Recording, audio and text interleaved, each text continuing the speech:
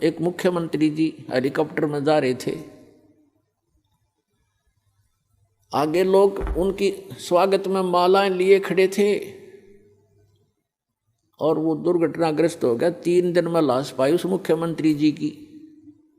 और अब क्या बनेगा आगे का हमें पता है, दास को पता है, परमात्मा के विधान से परिचित। अगले जन्म में गधा बनेगा। अपने पूर्व जन्म की मलाई को नाश कर लिया, आगे भक्ति की नहीं, चार्जर ठीक मिला नहीं। पुण्यात्मा होते हैं जितने मंत्री हैं या अफसर हैं, अधिकारी हैं, या कोई अच्छा जो व्यवसाय है जिसका, और या वैसे मानव श्री प्राप्त है जिनका, जो तो वो भक्ति के लिए भटकते रहते हैं। वो चाहते हैं भक्ति करें और वो करते भी रहते थोड़ी बहुत, लेकिन वो साधना ठीक नहीं। शास्त्र विधि को त्याग कर दो, मनमाना आचरण करते। जैसा आपको रोहतक के एक परिवार का उदाहरण दिया, वो जब तक साधना उनकी, वो साधना कर रहे थे, शास्त्र विधि त्याग का मनमाना आचरण कर रहे थे। वो नकली गुरु था जो उनसे क्रियाएं करा रहा था, और उनको ये भ्रम था कि तुम इन गुरु जी के द्वारा बताएगी साधनाओं से आप सुखी हैं। अब इस तत्व ज्ञान की रोशनी में आपको पता चलेगा कि वो उसके पूर्व जन्म के प्रारब्ध थे, वो पूर्व जन्म के संस्कारों से बनी किस्मत में लेख थे, उनको वो मिटा नहीं सके वो गुरु और उनकी साधनाएं।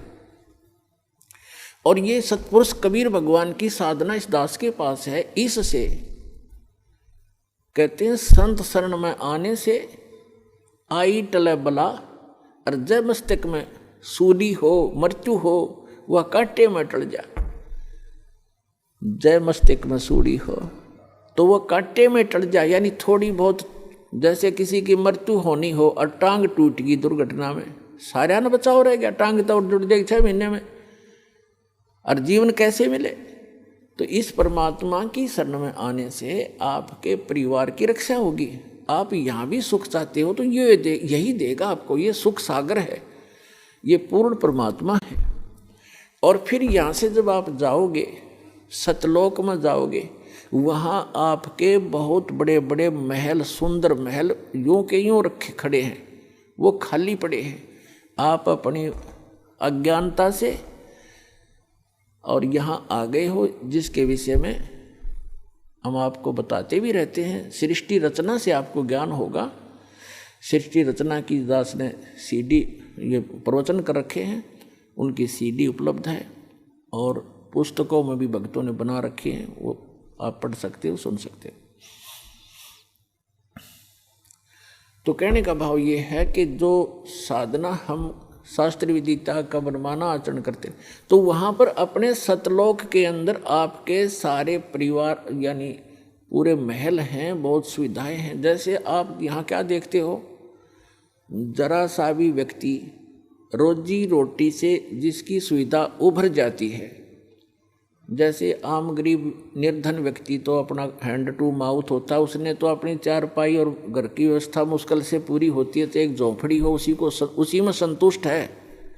और जिसका थोड़ी सी पोस्ट हो जाती है, थोड़ा सा धन हो जाता है, तो वो क्या करता है, कोठी हो, सुंदर चारों तरफ चिप्स लगी हो, मार्बल लगा हो, पत्थर लगा हो, आगे लान हो बहुत बड़ा सुंदर, और उसके अंदर बगीची बनी हो चारों तरफ के, उसमें फुहारे छूट रहे हों। ये प्रत्येक की नीयत है कि जैसे इनमें मैं ठाठ लूँ, और ठाठ खाक लेगा, या तो चाहे वो फुहारे भी ला ले और सारी कोठी भी बना ले और बड़ा एक फार्म भी बना ले, और अंदर टेंशन 20 उसका, उसमें धक्के खाओ फुहारे में, तब भी चैन से नहीं रह सकता। तो ये हमें क्यों ऐसा लाइक है, क्यों पसंद है, क्योंकि हम ऐसे स्थान पर रहा करते, वहाँ हमारी सुविधाएं ऐसी हैं। इसी की नकल इस काल ने कर रखी स्वर्ग में। जो यहाँ से देवता बनकर जाते हैं, उनको जैसे यहाँ अच्छे अधिकारियों को गवर्नमेंट अलॉट कर देती है कोठियाँ, तो ऐसे वहाँ अलॉट कर दिए जाते हैं आपको अलग अलग, लेकिन वहाँ पूंजी आपकी नष्ट होती है, आपका पुण्य अक्षीण होता है। तो वो सुविधाएं, उस सतलोक वाली सुविधा से स्वर्ग की, तो ये समझ लो उसके तुलना में वो कुछ भी नहीं है जो सतलोक में आपको सुविधा है। स्वर्ग में भी ऐसा ही है, मृत्यु होगी, पुण्य समाप्त होंगे आप फिर यहाँ आओगे। स्वर्ग के देवता भी गधे की योनि से स्टार्ट होते हैं। बताओ खा कहिए स्वर्ग का राज्य और क्या इस पृथ्वी का राज्य। तो सतलोक के अंदर आपको ये सभी सुविधाएं उपलब्ध हैं।